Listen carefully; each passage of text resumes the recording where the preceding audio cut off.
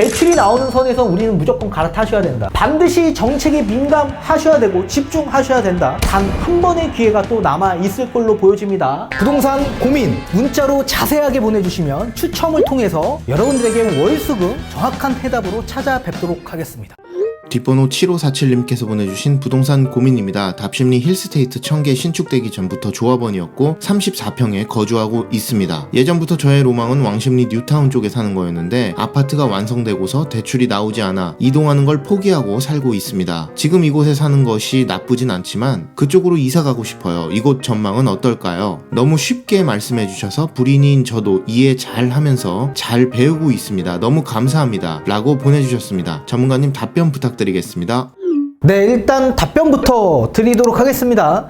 지금 현재 우리 구독자님이 거주하고 계신 힐스테이트 청계 아파트, 저는 이 아파트도 좋은 아파트지만 더 상급 지역 일대인 아파트로 저는 갈아타기 추천을 좀 드리도록 하겠습니다. 자, 그런데 15억이 초과되는 아파트로 우리는 갈아타야 되기 때문에 지금 주택담보대출이 한 푼 나오지 않죠.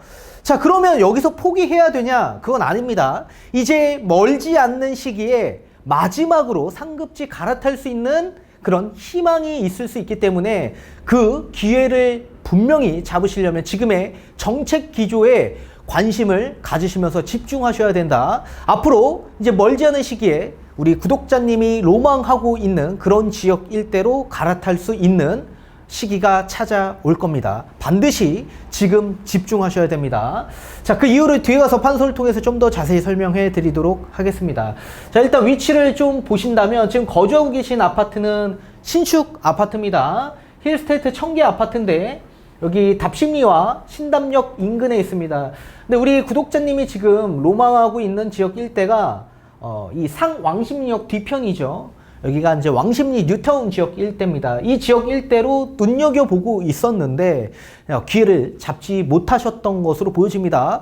이제 앞으로도 집중하지 못하신다면 그 기회를 놓칠 가능성이 있기 때문에 반드시 기억하셔야 됩니다. 집중하셔야 돼요. 그 이유를 뒤에 가서 판서를 통해서 좀 더 자세히 풀어드리도록 하겠습니다. 자, 15억이 초과되는 주택을 초고가 주택이라고 지칭을 합니다. 자, 그런데 2019년 12월 16일 부동산 대책이 발표가 되면서 이런 초고가 주택에는 대출이 한 푼 발생되지 않는 대출 금지 정책이 시행이 되기 시작했습니다. 그러면서 지금까지 그게 유지가 되고 있는 상황이죠. 자, 이렇게 초고가 주택의 대출 금지가 시행이 되면서 시장에 변화가 생겼는데요. 그 변화를 우리는 알아야지만 앞으로 시장의 변화에 맞게끔 우리가 대응할 수 있는 겁니다. 자, 어떻게 변화가 됐는지 첫 번째로는 15억이라는 구간의 저항선 구간으로 이 금지선이 발생이 되면서 대출 금지선이 발생이 되면서 이 저항선에 맞물려서 가격이 정체되기 시작합니다. 이렇게 가격이 정체되는 가장 큰 이유로는 대출이 한 푼 나오지 않다 보니까 실수요가 들어오기가 제한적일 수밖에 없을 거고 실수요 제한으로 인해서 거래량이 감소될 수밖에 없겠죠.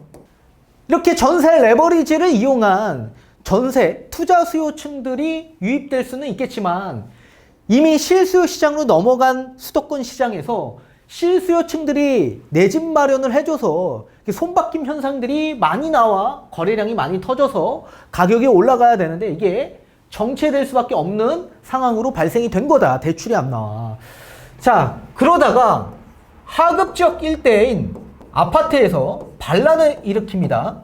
이 갭매우기가 본격적으로 시작이 되는데 이 갭매우기가 본연의 갭매우기가 아닌 그 이상의 갭매우기가 시작이 된 겁니다. 자, 이러다 보니 시세가 교란되기 시작하면서 착시 효과가 나오기 시작합니다.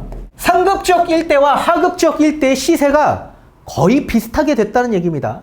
15억이 넘어가는 구간에 저항선이 생기면서 대출이 나오지 않다 보니까 15억 구간까지 하급 지역 일대에서 갭매우기가 본격화됐고 그러다 보니까 시세가 교란되기 시작하면서 착시 효과가 나오게 된 겁니다.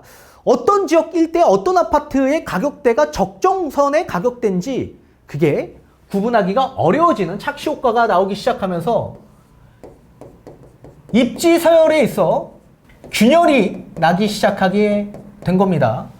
서열 자체가 바뀌게 된다든지 또는 서열의 균열이 발생이 되면서 사람들의 이런 착시 효과로 인해 판단 미스의 오류가 생기는 상황에 놓이게 된 겁니다.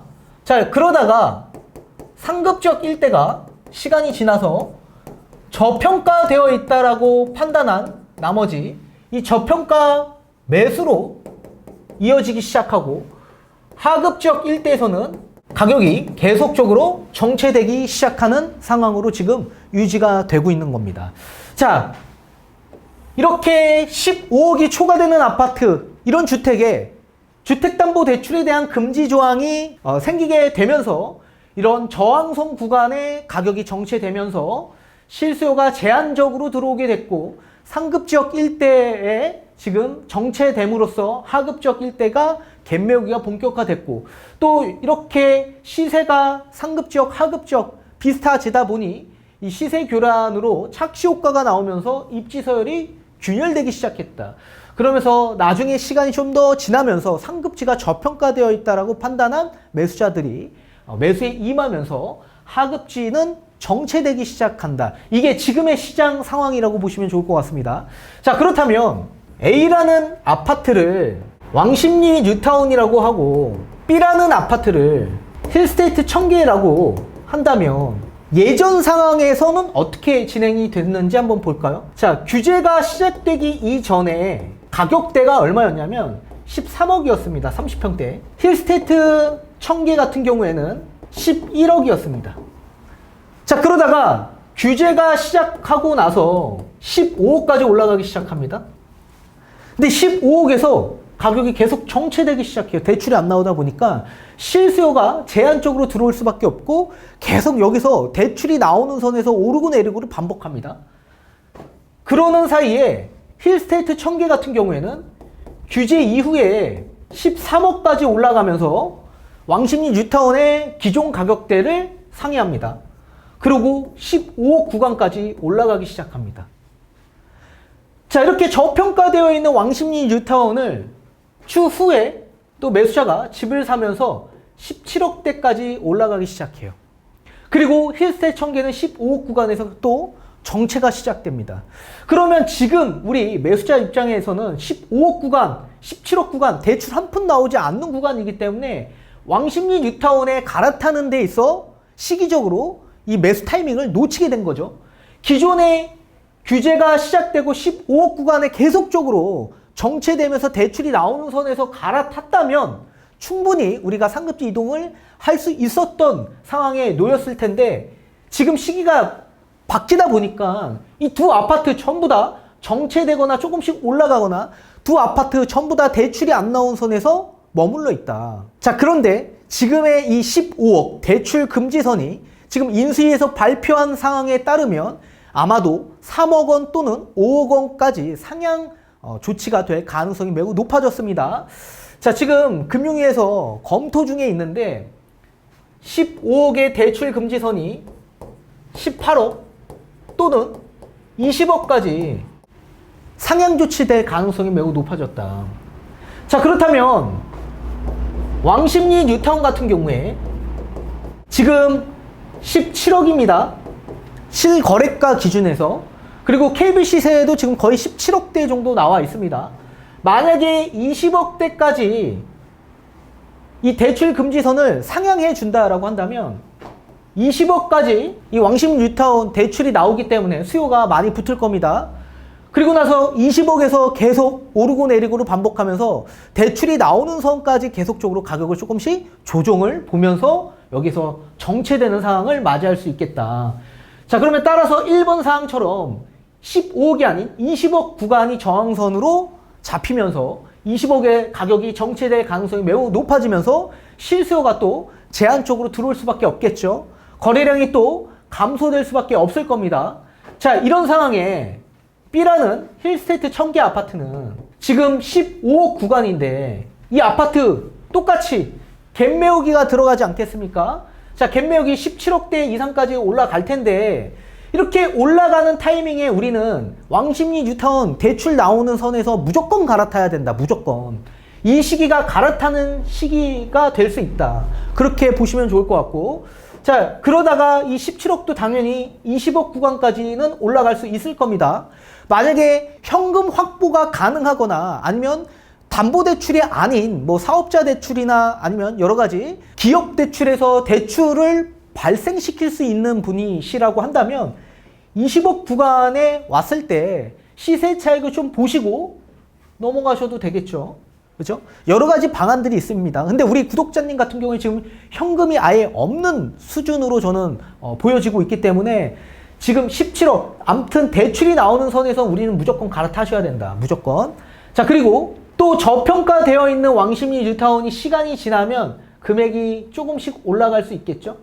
여기서 또 정체가 될 수 있을 겁니다. 자, 따라서 이제 앞으로 인수위 측에서도 지금 가격대 평균치가 많이 올라섰기 때문에 초고가 주택을 15억으로 지정하기가 굉장히 어려울 겁니다. 이 비과세 기준도 9억에서 12억으로 상향 조치한 만큼 이 15억의 대출 금지선도 18억 또는 20억까지 올라갈 가능성이 매우 높기 때문에 반드시 정책에 민감하셔야 되고 집중하셔야 된다.